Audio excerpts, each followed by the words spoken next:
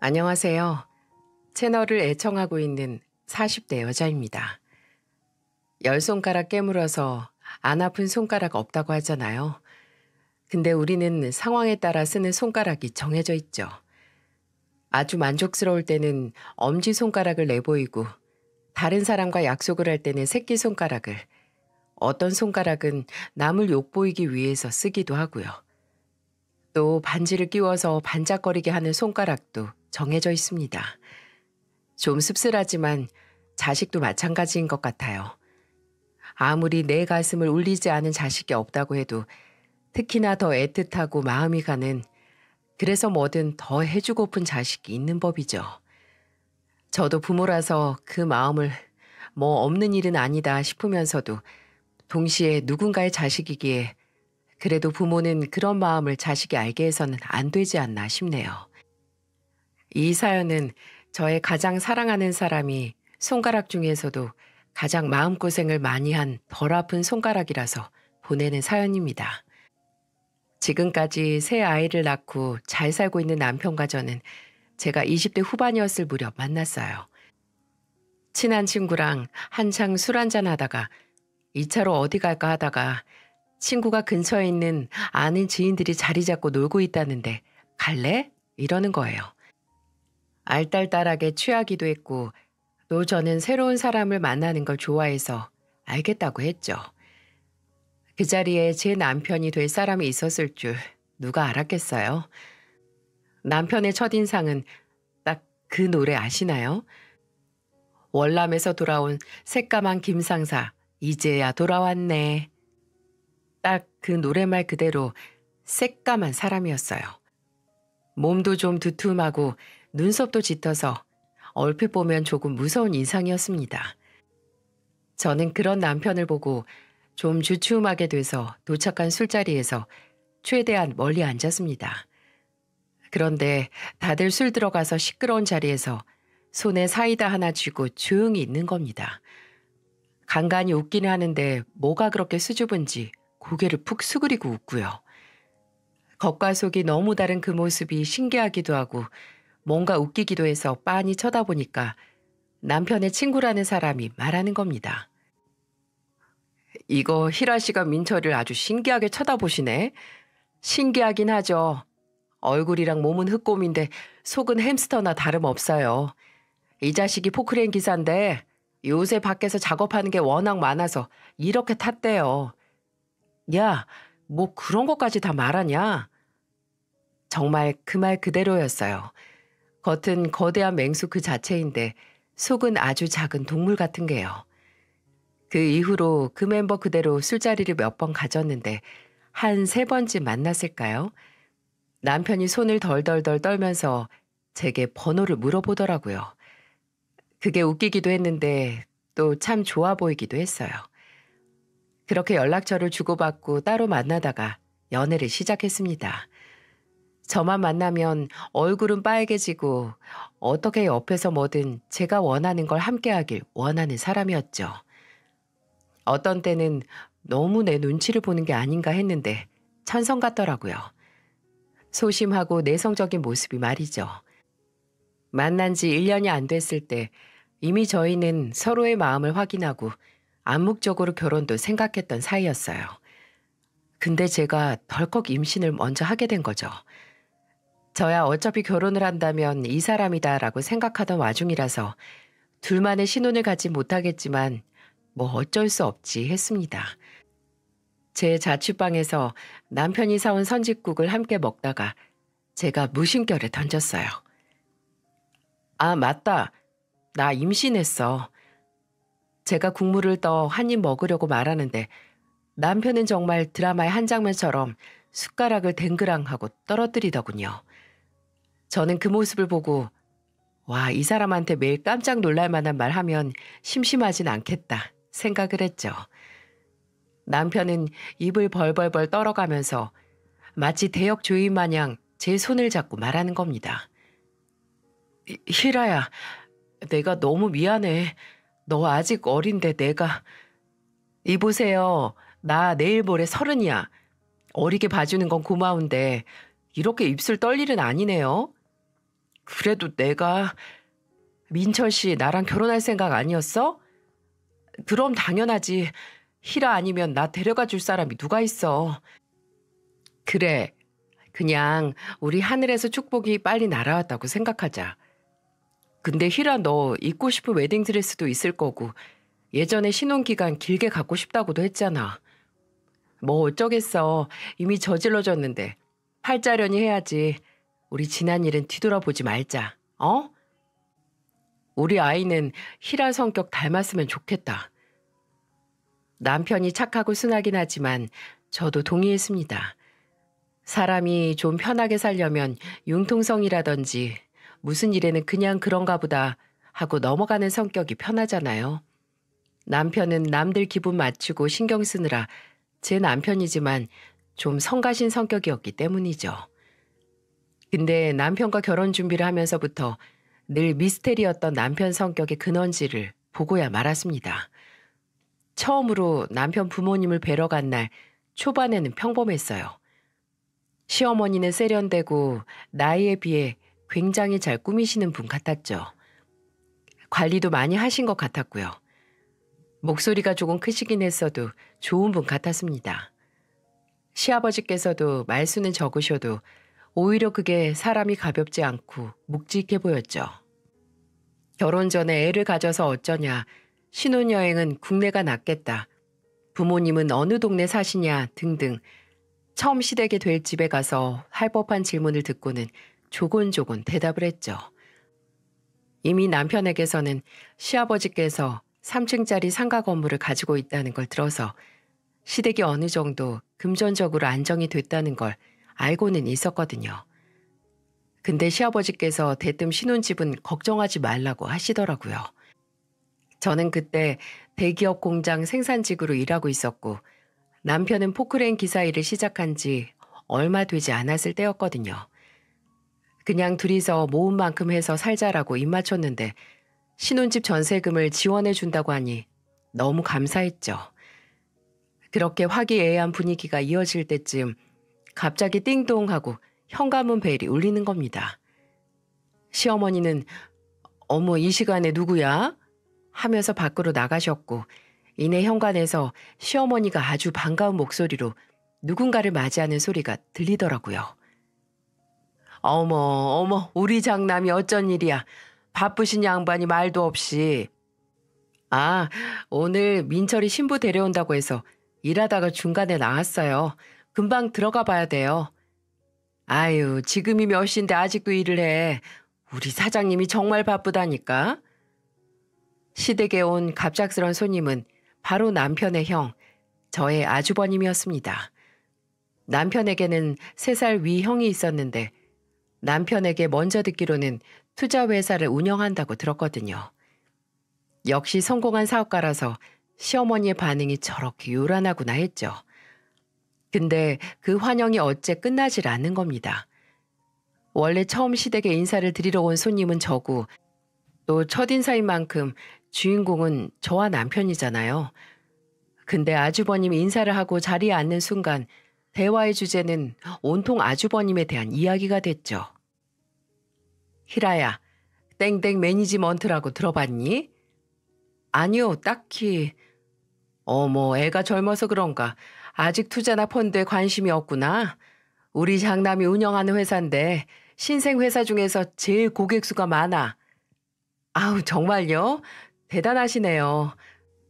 대단할 것도 없어요. 그냥 작은 투자 자문 회사예요. 아직 갈 길도 멀었고. 아유, 우리 장남은 너무 겸손해서 탈이야. 좋은 자세이긴 하지만 사업하는 남자가 겸손해야지. 오만한 것보단 100번 나아. 아유, 그래요. 네 시아버지랑 나랑 우리 장남 처음에 사업 시작할 때 첫 번째 고객이자 투자자였거든. 큰맘 먹고 투자 한번 잘했지. 그때 거의 현금 있는 거 다 쏟아부었는데 회사가 이렇게 빠르게 클 줄 누가 알았겠어? 몰랐으면 투자도 안 했어. 전 직장에서 열심히 배운 만큼 하는 거지. 예, 그리고 2년 전에 결혼한 여자는 또 얼마나 예쁜 줄 아니? 우리 맏며느리가 무용과를 나와서 그런가 아주 키도 훤칠해 팔다리도 길쭉길쭉하고 아빠랑 엄마 둘 다 키 크고 용모가 빼어나서 둘이 손주 나오면 아주 볼만할 거야. 아유, 눈치 없이 동생네가 먼저 임신을 해서 어째? 아, 아주버님네보다 먼저 아이를 가지면 안 되는 줄 몰랐어요. 이럴 줄 알았으면 좀 덜 사이 좋을 걸. 그치, 민철 씨? 어? 아, 그렇지. 어머니, 요새 누가 형 먼저 애 낳고 동생이 나중에 낳아요. 다 때 맞으면 낳는 거죠. 기가 막혔습니다. 처음 인사를 하러 온 며느리 앞에서 아주버님 자랑만 주구장창 늘어놓는 것도 모자라서 맏며느리 자랑에 심지어 먼저 임신했다고 은근히 눈치까지. 그리고 아주버님 사업에 큰 돈을 투자했다는 걸 듣고 의아하긴 했어요. 제가 알기로는 남편은 지금 일자리를 구할 때까지 닥치는 대로 일을 했다고 들었거든요. 고깃집, 대리운전, 대리주차, 겨울엔 스키장에서 숙식하면서 일하고 여름에는 워터파크 일도 하고 둘째 아들은 취업 준비하는 동시에 잠을 줄여가면서 시간 아껴가며 돈까지 모았는데 장남인 아주버님은 사업 시작한다고 했을 때 그 당시 있던 현금 몰아부었다는 게 좀 납득이 되지 않았어요. 그리고 둘째 아들이 결혼할 사람 데려온 자리에서 갑자기 등장한 장남만 챙기고 말이죠. 제 눈앞에서 일어난 일이 모두 어이가 없었지만 제일 어처구니가 없는 건 남편의 태도였어요. 남편은 이 모든 게 마치 늘 있었던 일상인 것처럼 조용히 앉아서 고개만 끄덕이거나 가만히 허공을 보는 것뿐이었죠. 나중에 조금 짜증이 난 제가 입을 열었을 때 맞장구를 치긴 했어도 알겠더라고요. 남편의 소심하고 내성적인 남들 눈치를 많이 보는 성격은 모두 시부모님이 장남인 아주버님과 차별을 해서 나온 결과물이라고요. 둘째 아들은 완전 뒷전이고 그저 장남. 사람이 어려서부터 부모님 사랑을 넘치게 받아야 어느 정도 자존감이 형성됐는데 남편은 그 모든 관심을 형에게 빼앗겼으니 소심해질 수밖에요. 지금까지 제가 좋아했던 남편 성격 근원제 실체를 알고 나니 씁쓸하고 안타까웠어요. 지금까지 형과 차별하는 부모님 아래서 얼마나 외로웠을까 가슴도 아팠고요. 남편이 받은 대로 부모님에게 못하는 사람이 아닌 걸 알기에 더 슬펐죠. 지금까지 제가 봐왔던 좋은 아들인 남편의 모습은 그저 본인을 바라봐주지 않는 부모님에게 인정받으려는 몸부림같이 느껴졌어요. 나중에 제가 넌지시 차별에 대한 이야기를 꺼내니까 남편은 그냥 쓰게 웃으면서 말하더라고요. 그냥 익숙해. 부모님한테 2등인 자식으로 사는 거. 칭찬하는 것도 마음 쓰시는 것도 돈 쓰시는 것도 다 형이 우선이긴 하지만 뭐. 나도 그렇게 부족한 것 없이 자랐으니까 불평해서 뭐해. 확실히 형은 부모님이 투자한 만큼 결과가 잘 나오기도 했고. 민철 씨도 형이 받은 만큼 지원받았으면 지금 다른 일을 하고 있을지 누가 알아? 형만큼 지원 받아본 적도 없잖아. 그렇게 말하지 마. 뭐 그것도 맞는 말이네. 아, 그러고 보니까 형이 결혼을 빨리 해서 다행이다. 진짜 형이 결혼 안 한 상태였으면 나도 결혼 못하게 막으셨을걸? 형하고 뒤에 하라고. 그게 말이 안 된다고. 그런 게 어딨어. 그게 우리 부모님이야. 당신이 부모님에게는 2등 자식일지 몰라도 나랑 이제 태어날 우리 아이한테는 1등 남편이고 1등 아빠일 거야. 고마워 여보. 나 진짜 결혼 잘한다. 분명 본인이 제일 아프고 힘들었을 텐데 그저 웃고 그러려니 넘기는 모습에 제가 더 억울하고 화가 나더라고요. 물론 지금 남편이 하는 일이 못한다는 게 아니라 마치 부모님이 정해둔 한계선을 정말 본인의 한계라고 믿는 것 같아서 안타까웠죠. 분명 더 잘 될 수 있다고 생각할 만한데 나는 부모님이 이 정도 해주셨으니 딱 이 정도의 사람이라고 생각하는 사람 같았죠. 저는 그런 남편에게 무조건적인 사랑을 주는 가족을 만들어주고 싶었어요. 늘 남편은 뒷전이었던 시부모님과 다르게 무조건적인 사랑과 관심을 주는 아내가 되고 또 그런 자식들을 남편에게 만들어주고 싶었어요. 그때까지만 하더라도 시댁이 어떠하든 우리 가족만 잘 살면 되지 하고 생각을 했는데 그게 아니더군요. 자식을 차별하는 시부모님은 며느리인 제게도 엄청난 영향을 주었습니다. 시작은 상견례부터였어요. 그날은 참석한 아주버님이 부인인 형님도 대동을 했거든요. 오늘도 시부모님의 모든 관심이 또 아주버님네로 가진 않을까 걱정을 했는데 다행히 초반에 장남이랑 맏며느리 자랑을 조금만 하시고 마시더라고요. 저희 부모님 앞에서는 그래도 자제를 했구나 싶었죠. 근데 제가 잠시 양해를 구하고 화장실에 갔을 때 문제가 터졌어요. 이를 보고 칸에서 나오는데 화장실 세면대 쪽에 형님이 계시더라고요. 형님은 이미 화장실에 제가 있던 걸 알았으니 그냥 눈짓만 했고 저는 어색하게 웃었죠. 손 아래 형님이라서 조금 불편하게 없지 않아 있었거든요. 제가 손을 씻고 있던 형님 옆에 서서 물을 트는데 대뜸 제게 이런 걸 묻는 겁니다. 동서, 결혼 전이긴 하지만 그냥 동서라고 불러도 되죠? 네, 편한 대로 하세요. 그래도 나보다 2살 많다고 들었는데 존댓말을 쓸게요. 근데 동서, 아버님이 신혼집 해주신다고 하셨어요? 네? 네. 전세금 도와주신다고 하셨어요. 진짜 한시름 났어요. 전세? 아버님이 그냥 전세금만 주신대요? 네, 그러셨는데요. 우리는 아예 매매로 해주셨거든요. 처음 해주실 때 매매가가 10억 정도 했나? 2년 사이 훌쩍 뛰었죠. 거기가 인프라가 좋은 동네라서요. 근데 동서 전세 구하려면 힘들겠다. 요즘 전세는 아니잖아. 전혀 물어보지도 않은 정보는 제게 실실 웃으며 말하는 형님. 아니 솔직히 뒷전인 둘째 부부에게 전세금 2억 지원해주고 장남 부부는 10억짜리 아파트 사준다는 것보다 더 열이 받는 건 형님의 표정이었어요. 분명히 본인 남편과 제 남편이 부모에게 차별받는다는 걸 알고 있고 그걸 제게 으스대는 표정이었죠. 형님은 손을 다 씻고 제게 이런 말도 덧붙였어요. 아버님한테 건물 있는 것도 알죠? 근데 그거 다 장남 몫이라고 하시잖아요. 진짜 옛날 분이라니까. 뭐 저희야 그 덕분에 유산 문제로 형제끼리 피 볼 일은 없으니까 다행이지만은요. 정말요? 먼저 묻지도 않는 것도 이렇게 잘 알려주고 제가 형님을 참 잘 만났네요. 저는 웃으면서 그렇게 말하고 페이퍼 타올에 손 탁탁 닦으면서 화장실을 나왔습니다. 상견례를 하는 방으로 돌아가니 그때 한창 시아버지 건물 얘기를 하고 있더라고요. 입점한 상점이 몇 개고 뭐 그런 거 말이죠. 저희 부모님은 건물로 으스대는 시부모님의 말에 적당히 맞춰주시고 계셨고요. 그때 제 뒤를 따라서 형님도 들어왔어요. 저희 아버지께서 자리에 앉는 저를 보시며 이렇게 말씀하셨어요. 이렇게 든든한 시아버지가 계시니까 우리 딸 걱정 없겠다. 그 건물이 시아버지 건물이지 제 건물도 아니잖아요.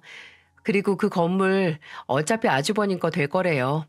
방금 형님이 아버님은 옛날 분이셔서 모든 걸 장남한테 물려준다고 편하다고 말해줬어요. 저의 해맑은 말에 상견례 자리는 순식간에 고요해졌습니다. 저를 바라보던 형님의 눈에는 경악이 보이더군요. 그러게 누가 괜히 사람 속 긁기 위해서 혀 관수 잘 못하랬나요? 시아버지는 하면서 앞에 있는 물 들이켜 마시고 시어머니는 재빨리 화제를 제 뱃속의 아기로 돌리셨어요. 아주버님은 싸늘하게 형님을 보고 남편은 놀란 토끼 눈으로 저를 쳐다봤죠. 나중에 남편은 그 자리에서 숨고 싶을 만큼 놀라긴 했는데 어딘지 통쾌하긴 했다고 하더라고요. 제가 날고 긴다고 해봤자 어차피 시댁에서 저의 위치는 2등인 자식의 아내, 2등 며느리일 테죠. 뭘 하든 형님과 비교가 될 테고 뭘 어떻게 잘한다 한들 눈에 차지도 않을 겁니다. 그걸 잘 알면서도 그저 착한 며느리 행세를 할 마음은 없었고요. 그렇다면 그냥 상황에 맞춰 할 말을 하는 며느리가 되렵니다. 분명 속이 벅벅 긁어질 텐데 화병까지 생길 수는 없죠. 근데 저의 생각이 맞는다는 걸 저희 시어머니께서 인증을 해주시네요. 시아버지께서는 아예 제게는 큰 관심이 없으셨어요. 무관심이 제일 무섭다고들 하는데 무관심보다는 오히려 헐뜯을 목적으로 갖는 관심이 제일 사람 속을 뒤집어 놓더라고요. 제 결혼식 날 식장에서 그 자리를 아주버님 지인들을 위한 친목의 장으로 활용을 하더군요. 하는 사업에서는 친분이 다라고 말이죠. 주인공은 분명 저와 남편인데 정말 속이 뒤집어지는 줄 알았습니다. 또 결혼을 하고 처음 맞는 명절에 저는 이미 만삭인 상태였거든요. 근데 그날 기어코 저를 부르시더니 아주 식모로 활용하라는 게 눈에 빤히 보이는 겁니다. 제가 시댁 현관에 무거운 몸을 뒤뚱거리면서 들어가니까 시어머니께서 아주 반갑게 맞이하시더니 곧장 주방으로 절 인도해 주시더군요. 다리 아프지? 그 다리로 바닥에 쭈그려 앉아서 하기 힘들 것 같아서 여기 식탁에 다 준비해 놨어. 여 앉아서 붙이기만 하면 돼. 알았지? 제 손에 뒤집개를 척하고 하사하시고는 홀랑 주방을 나가시더라고요. 참나, 남편이 바로 저를 쫓아와서 가서 소파에 좀 앉으라고 자기가 다 한다고 하는데 제가 그 자리에서 거실에 가서 뭘 하겠어요? 가면 저보다 납작한 배와 가벼운 몸을 가진 형님은 상전마냥 소파에 앉아있고 맏며느리에게 뭐 먹고 싶은 거 없냐 물어보는 시어머니가 있는데 말이죠. 그 꼴 보기 싫어서 그냥 여기 있겠다고 하고 남편이 저 대신 점 붙이는 걸 봤습니다. 근데 점점 생각하니 너무 화가 나는 거예요. 만삭인 며느리와 아들 불러서 명절 음식을 하게 만들고 장남과 맏며느리는 소파에 앉혀두고 물고 빨고 하는 꼴이 말이죠. 저는 이건 아니다. 우리가 하는 음식을 저 인간들이 고마워하는 마음도 없이 먹는 건 못 본다. 이런 생각에 남편에게 작게 말했습니다. 여보, 여기서 내가 진통 왔다고 하면 장단 맞춰줄래? 어? 당신 진통 왔어? 쉿, 조용히 해. 아니, 진짜 진통이 아니고 그냥 흉내. 나 진통 왔다고 하고 여기서 탈출하자. 저는 남편이 뭐라 대답을 하기도 전에 바로 아! 하고 소리를 쳤습니다. 여보, 나 진통 오는 것 같아. 남편은 갑작스럽게 시작된 제 연극에 당황해서 부리부리한 누나를 또르르 굴렸고 제가 낸 소리를 듣고 거실에 모인 시댁 식구들이 주방으로 모였습니다. 남편은 이미 엎질러진 물 제 연기에 장단을 맞추기 시작했고 저희는 그대로 시댁에서 탈출해서 친정으로 갔습니다. 나중에 시댁에는 그냥 자궁수축이었다고 둘러댔고요. 물론 제가 매번 이런 꾀로 시댁과의 대면을 피한 건 아니었어요. 결혼하고 몇 년을 시댁에 가기만 하면 변변치 않은 살림에 일도 그만둔 며느리 취급을 받았거든요. 첫째 아들을 낳고 그 후에 둘째 아들, 막내딸을 낳느라 저는 자연스럽게 직장을 그만두게 됐고 시어머니는 그게 보기 싫으셨던 거죠. 심지어 나중에는 애 많이 낳았다고 뭐라고 하시기도 했습니다. 막내딸을 낳고 얼마 되지 않아 시댁에 들릴 일이 있어서 혼자 간 적이 있었거든요. 근데 시어머니께서 친구분들을 초대해서 수다를 떨고 계시더라고요. 제가 인사를 하니 친구분들이 새로운 대화 주제로 등장한 저를 보고 화색이 돼서 말을 하시는 겁니다. 아, 둘째 며느리? 예전에 결혼식에서 보고 처음 보네. 어쩜 요번에 딸 낳았다며? 축하해. 네, 감사합니다. 둘째 내가 금술이 참 좋아. 이번에 셋째잖아. 둘째네 본받아서 첫째 아들도 빨리 애 낳아야 할 텐데 둘째 내가 아주 애국하네. 친구분들께서 하나둘 제게 좋은 소리를 하시기 시작해서 예의상 웃으면서 서 있었는데 대뜸 시어머니가 아주 가벼운 목소리로 말씀을 하시는 거예요. 애국은 무슨 애국이야. 여유롭지도 않은 살림에 애나 줄줄줄 낳고 일은 그만둬서 다시 시작도 못해. 아주 골치야. 마음에 안 드는 며느리 칭찬이 듣기도 싫었는지 이렇게 초를 치시더군요.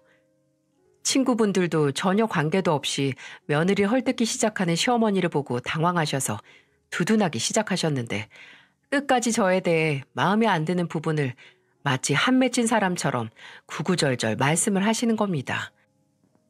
우리 맏며느리하고는 너무 달라. 걔는 하도 애가 생각이 깊고 현명해서 그냥 냅다 애 낳지도 않잖아. 사람이 다 때가 있으니까 윗물이 맑아야 아랫물도 맑다는데 윗물이 아무리 맑으면 뭐해. 아니 자식 그거 다 낳기만 하면 다인가?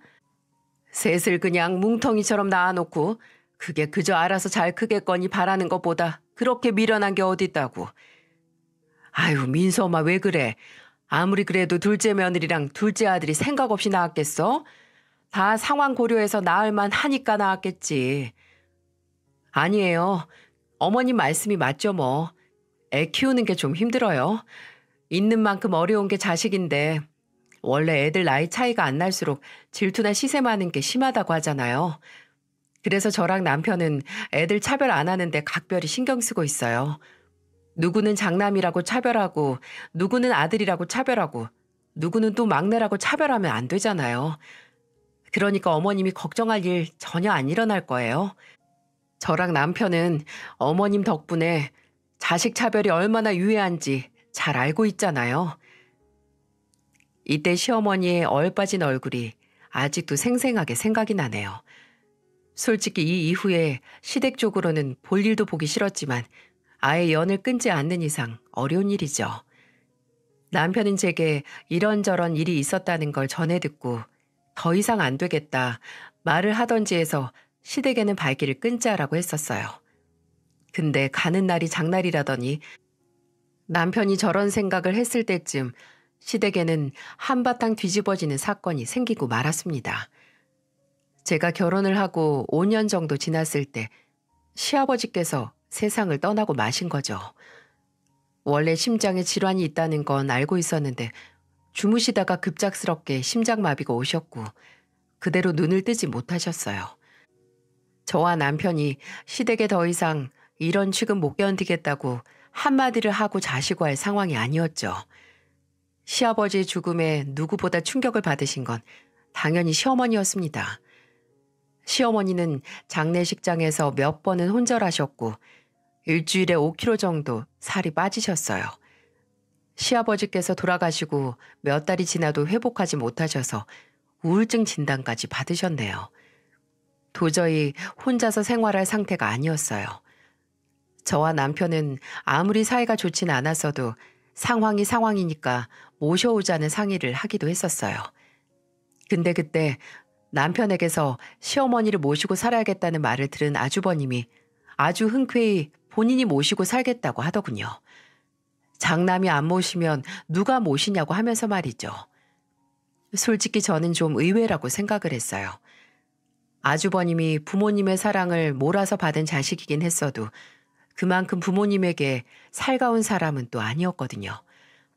사람을 쓰던 아니면 네가 모시고 살아라 이럴 줄 알았는데 기꺼이 본인이 모신다니까 좀 놀랬죠. 그건 남편도 마찬가지였고요. 형이 본인 생각보다 계산적인 냉혈한이 아니었던 것 같다고 말입니다. 이제 와서 생각해보면 자식이 부모 모시고 사는 게 뭐 그렇게 의외인 일이라고. 심지어 받아먹은 것도 많은 사람이니까 더 의외랄 것까지도 없었죠. 이래서 사람이 평소 행실이 중요하나 봅니다. 평소에 차갑고 칼 같은 사람이 한번 인간적인 선택을 했다고 사람이 달리 보이는 착시인 거죠.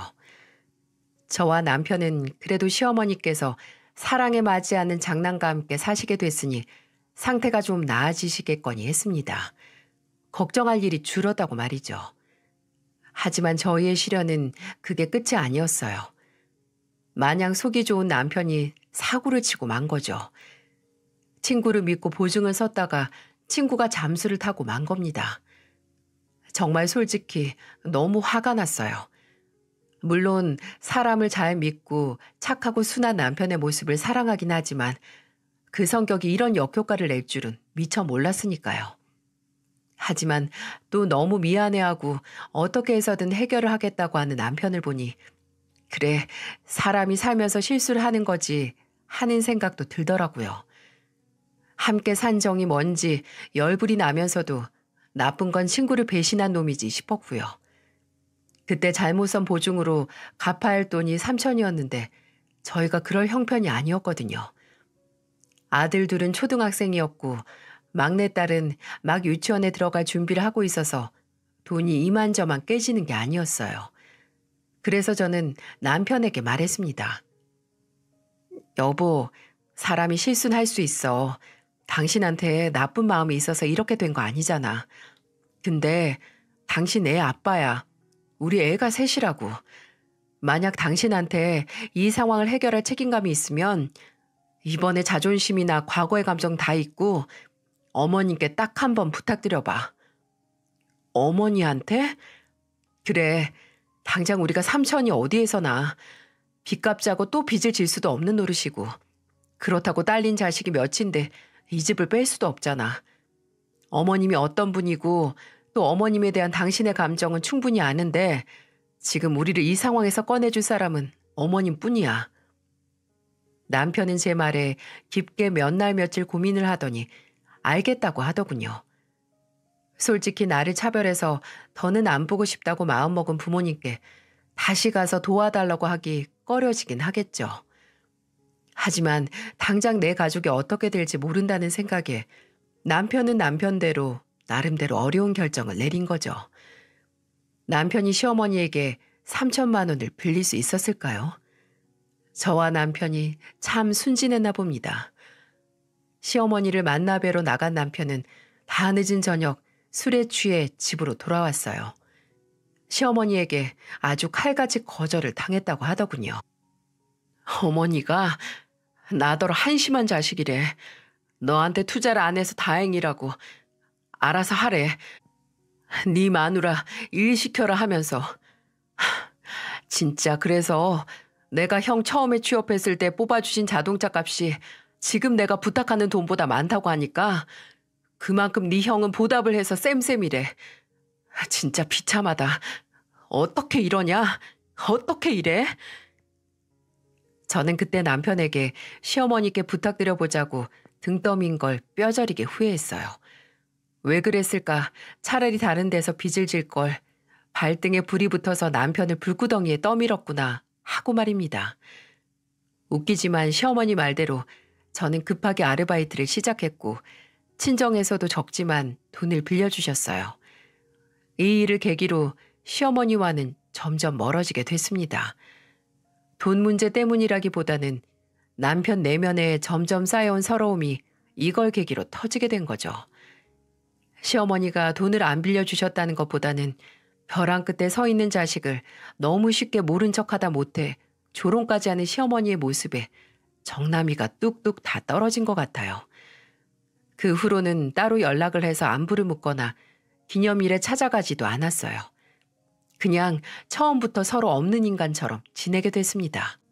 그러던 어느 날 그 일이 있고 한 7, 8년쯤 지났을까요? 빚 갚고 애들 키우느라 정신없이 살았더니 시간이 정말 무섭게 흐르더라고요. 손에 구멍이라도 난 것처럼 손가락에 쥔 모래가 미친 듯이 빠져나가는 기분이었죠. 그렇게 바쁘게 살고 있는데 전혀 예상치도 환영할 수도 없는 손님이 저희 집으로 찾아왔습니다. 그날은 제가 그때 일하던 친구의 카페에서 마감조로 근무를 하고 퇴근을 하는 날이었어요. 늦은 시간 집으로 돌아왔는데 그 시간에는 당연히 불이 꺼져 있어야 했거든요. 근데 거실에는 환하게 불이 켜져 있고 현관에는 못 보던 신발이 있는 게 아니겠어요?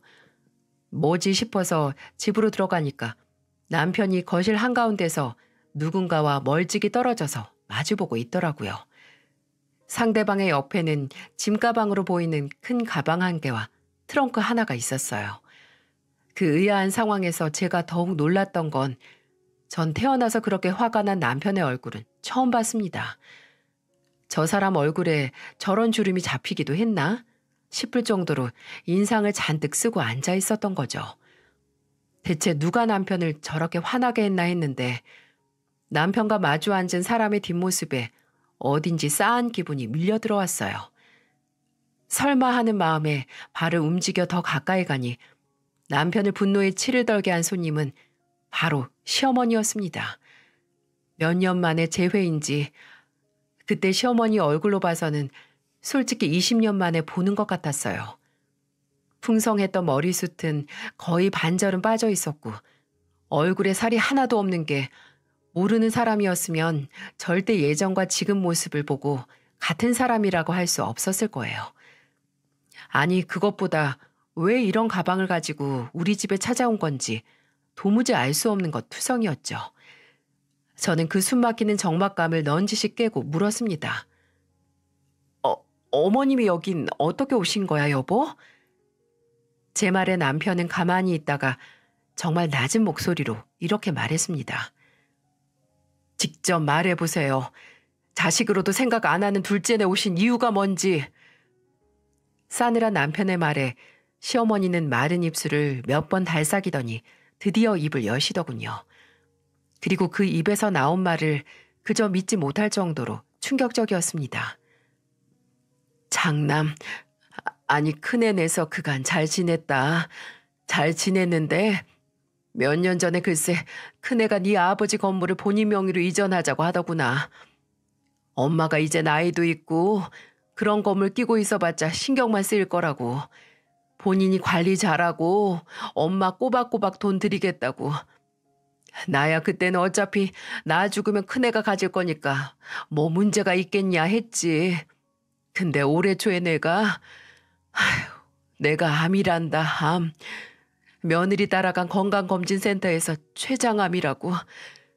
얼마 안 남았다고 하는데 정말 심장이 툭 하고 떨어지더구나. 근데 그래도 오래 살았지. 다 명대로 사는 거다 하고 생각을 하려는데 며느리 걔가 글쎄 아픈 사람하고 같이 살기 힘들다고. 안 아픈 사람도 같이 있으면 병든다고 하더라. 요양병원에 들어가든 아니면 방 하나 구해서 이제 따로 살자고. 정말 피가 거꾸로 솟는데 나는 민수 큰애가 당연히 반대할 줄 알았다. 그래도 애민데 내가 절 어떻게 어떤 마음으로 키웠는데 그놈이 지 마누라 말이 맞다고.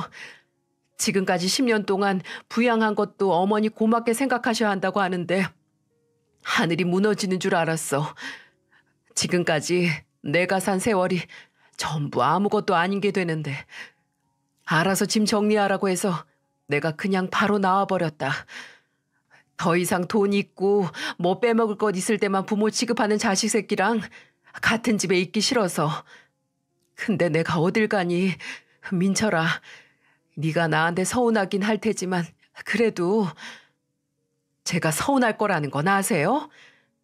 민철아, 아니 서운하다는 말로는 부족하죠. 지금까지 내가 어떤 마음으로 형이랑 어머니 아버지 뒷모습을 바라보기만 하면서 살았는데. 여보, 일단 진정해. 애들 깨. 안방 들어가서 얘기해. 제 말에 남편은 끓어오르는 열을 참으려는 듯 머리를 쓸어 넘기더니 안방으로 들어갔습니다. 시어머니도 마치 끌려가는 짐승 마냥 그 뒤를 따랐죠. 저도 따라서 들어가려고 하다가 아차 싶더라고요. 이건 제가 끼어들 일이 아니라는 생각이 들었거든요. 결과가 어떻게 되든 당사자 2명이서 어떻게 해야 하는 거라고요. 안방문에 몸을 살짝 걸쳐두었다가 뒤로 쓱 빠져서 문을 닫았죠.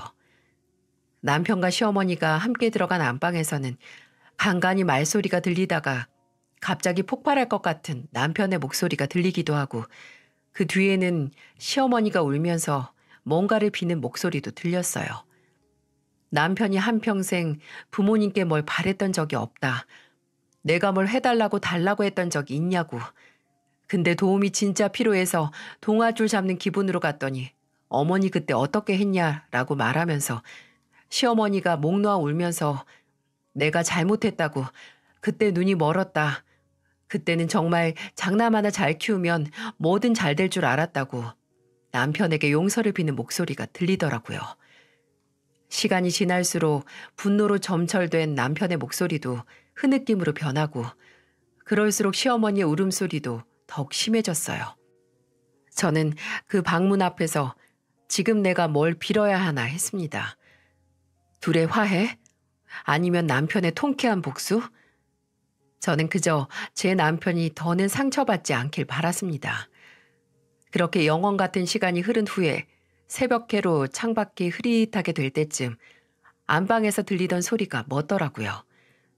저는 눈치를 보다 조심스럽게 안방문을 열었고 그곳에는 마치 울다 지쳐서 잠든 것 같은 남편이 시어머니 앞에 누워 있었고 시어머니는 그 모습을 발치해서 지켜보면서 멈추지 않을 것 같은 눈물을 흘리고 계셨어요.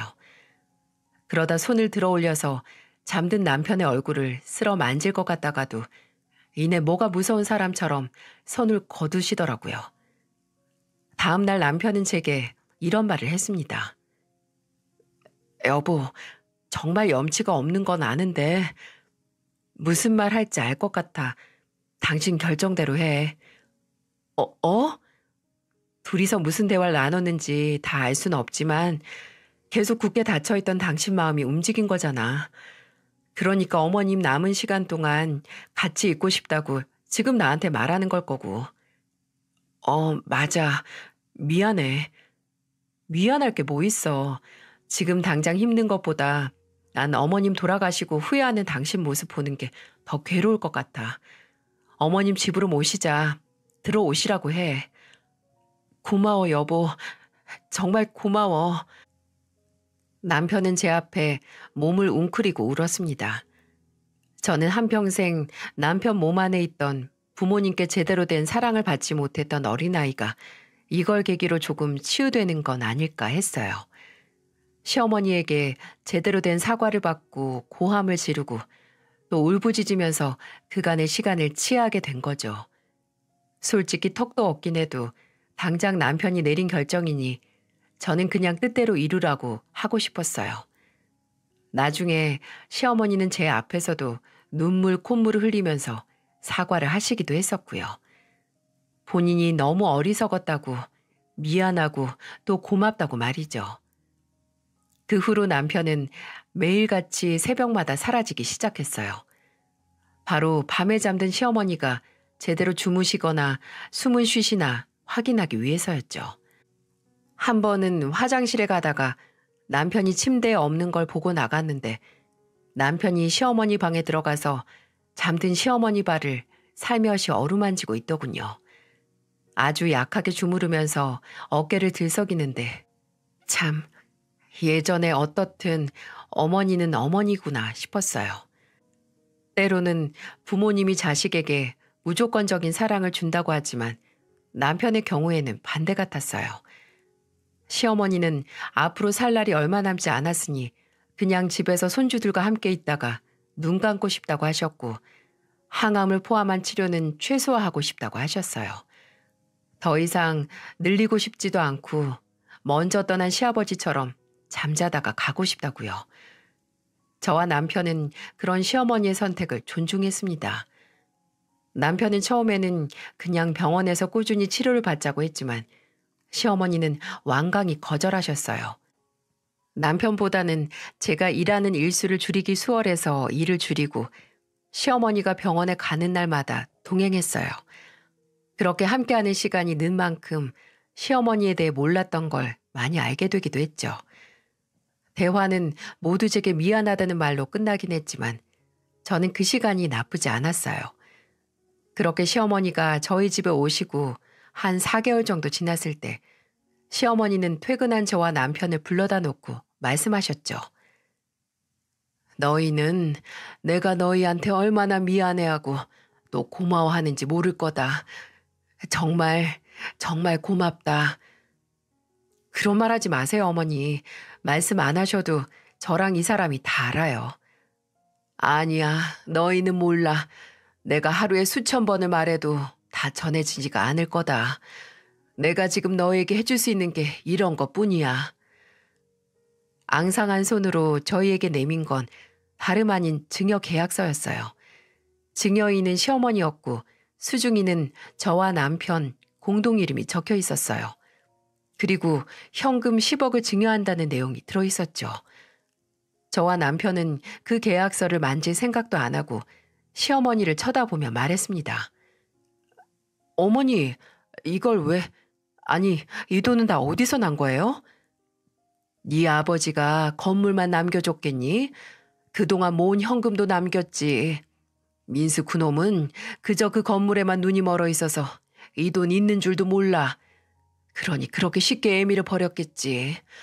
그놈이 지금은 이 돈을 몰라도 나중에 냄새 맡고 너희한테 올 수도 있다. 내가 그놈이 이 돈 10원도 못 건드리게 변호사 통해서 너희한테 다 주고 갈 테니까 지금까지 우리 희수랑 내 아들 민철이가 받은 상처를 다 덮은 액수가 아니라는 걸 안다. 그런 걸 바라고 하는 일도 아니고 그저 이만큼 내가 너희에게 고마워한다는 걸 알아줬으면 한다. 내가 당장 오늘 잠들어서 내일 눈을 못 뜰 수도 있으니까 어떻게든 빨리 해결하고 싶었어. 어머니, 그런 말 하지 마세요. 눈을 왜 못 뜨세요? 지금도 이렇게 건강하신데. 제발 이런 돈 필요 없으니까 저희랑 하루라도 더 살다가. 민철아, 내 몸 상태는 내가 제일 잘 알아. 그래도 그렇게 말해주니 내가 미련 없이 갈 수 있을 것 같네. 시어머니는 10억이라는 믿겨지지도 않은 큰돈을 저희에게 증여해 주시고 열흘 있다가 눈을 감으셨어요.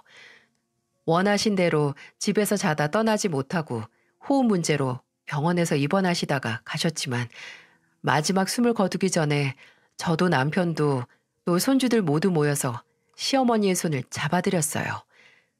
시어머니는 쌕쌕 하는 목소리로 저희에게 말씀하셨죠. 끝에 이렇게 외롭지 않게 해줘서 고맙다. 남편은 정말 많이 울었습니다. 원래 눈물이 많은 사람이긴 했지만 이번엔 마치 속을 개워내는 것 같은 울음이었어요. 왜 일찍 먼저 연락을 하지 않았을까? 본인이 이미 지난 예전 일을 너무 길게 끌어온 게 아닐까 하고 후회하는 남편에게 저는 이렇게 말했죠. 여보, 내가 늘 이미 지나간 일은 그냥 넘기는 거라고 했지? 근데 그게 아닐 때도 있는 것 같다. 만약 당신이 먼저 어머니에게 연락을 했거나 다가가서 예전에 당신이 상처받았던 일들을 모두 지난 일로 치부했으면 어머님은 아마 마지막까지 모르셨을 거야. 본인이 무슨 잘못을 했는지, 그리고 그걸 청산하지도 못하셨겠지. 끝까지 잘못을 모르다가 떠나는 것보다는 인정하고 모두 풀고 가는 게 어머니가 떠나가시는 길이 더 가볍지 않을까 싶어. 남편은 제 말을 듣고 별말하지 않았지만 더 이상은 눈물을 흘리지 않았어요. 저희는 시어머니를 먼저 간 시아버지가 계신 낙골당에 먼저 가서 기다리고 계셨던 시아버지 유골 옆에 안치시켜 드렸습니다. 남편은 본인에게 평생 남는 결핍이라는 상처를 주고 간 부모님 중 한 명은 용서를 할 수 있게 됐죠. 시어머니가 그렇게 떠나시고 저희 가족은 정말 조용히 또 열심히 살았습니다. 시어머니께서 주고 가신 돈은 남아있던 이자만 갚고 건드리지도 않았어요. 저도 일을 그만두지 않았고요. 그 돈은 시어머니가 본인의 잘못을 인정하고 또 아들인 남편에게 용서를 구한다는 뜻이 담긴 소중한 돈이라서 함부로 건드릴 수 없는 것도 있었죠. 근데 그 소중한 돈 냄새를 맡고 연락을 한 인간이 있었습니다. 모두들 예상하시죠? 네, 바로 아주버님이었죠. 시어머니 장례식에서 딱 하루 잠깐 얼굴을 비추고 가서 몇 년 연락이 없었던 바로 그 아주버님이요. 하루는 남편이 안방에서 고래고래 소리를 지르면서 누군가와 싸우는 소리가 들리는 겁니다. 뭔가 해서 들어가 보니 남편이 휴대폰에 대고 그렇게 화를 내던 거였죠. 제정신이냐? 누구 마음대로? 나는 우리 어머니 마지막 유언대로 할 거야. 돈 냄새 맡고 귀여운 당신 같은 인간한테 죽어도 우리 어머니 돈 못 줘. 난 이제 너 내 형으로 생각도 안 한다.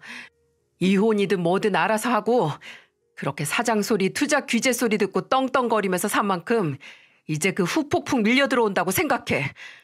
더 이상은 연락하지도 마. 내 인생에서 안 꺼지면 네가 사기친 투자자들한테 너 어디 있는지 내가 죄다 다 불어버릴 테니까. 남편에게 걸려온 전화는 아주버님이었고 몇 년 만에 먼저 연락해온 목적은 다름 아닌 돈이었어요. 그 인간 사업 망했대. 주가 올리고 고객 유치하려고 주식 사기를 조금 쳤나? 거짓 정보를 남발한 거지. 그게 발각이 돼서 투자자들이 투자금 뺀다고 손해본 돈도 돌려달라고 들고 일어나서 지금 숨어서 산대. 아버님 건물 있잖아. 그것도 빼서 투자자들한테 피해 보상하고 벌금 내고 또 이 일로 이혼까지 당해서 위자료도 줘야 하고. 아휴, 진짜 내가 어처구니가 없어서 그동안 대출을 꽤 받았나 봐. 아버지 건물 믿고 일을 수수도 못하게 벌린 거지. 근데 이 인간이 나한테 어머니가 혹시 남긴 돈 없냐? 진짜 무섭지 않아? 그래도 아픈 어머니 걷어들였으니 뭐 하나 받은 거 없냐고. 이게 사람이야? 진짜 이런 인간 때문에 내가 평생을... 남편은 이런 구질구질한 인간 말종 하나 때문에 부모님에게 받을 사랑을 못 받았다는 생각이 불현듯 들어서 괴로운 모양이더라고요. 시어머니의 마지막 시간을 함께 보냈던, 사과를 받고 용서를 받았던 남편의 가슴에 남은 오래된 상처는 아물어 흉터가 됐어도 아예 지워지지 않는 것 같았습니다. 다행히 이후에 아주버님이란 인간은 다시 연락을 하지 않았지만 남편과 저는 남편의 흉터에서 지긋지긋한 통증을 없애기 위해 노력하고 있습니다. 무너진 것도 아니고 아예 자리 잡지 못한 자존감을 높이기 위한 긴 수업이죠. 혹시나 커오면서 부모님께 차별을 받고 늘 뒷전으로 물러나서 살았던 분들이 제 얘기를 듣고 계시다면 내가 왜 차별받았지? 내가 다른 형제와 다른 점이 뭐가 있다고 되물으면서 문제를 본인에게서 절대 찾지 마시길 바랍니다. 그건 이미 입은 상처를 손가락으로 파서 곪게 만드는 일이니까요. 문제는 여러분에게 있는 게 아니라 자식을 차별한 부모에게 있습니다.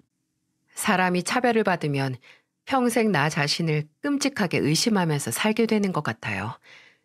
분명 더 사랑받을 수 있고 더 소중한 사람인데 내가 받을 수 있는 사랑은 이 정도쯤, 내 부모가 내게 준 정도가 내게 딱 맞는 거라고 나 자신을 속이면서 살죠. 근데 그건 절대 틀린 말입니다. 여러분은 더 사랑받을 수 있는 존재라는 걸 늘 가슴속에 되새기면서 살기를 바랍니다. 모두 소중한 사람에게 무한한 사랑을 받으시길 바랍니다.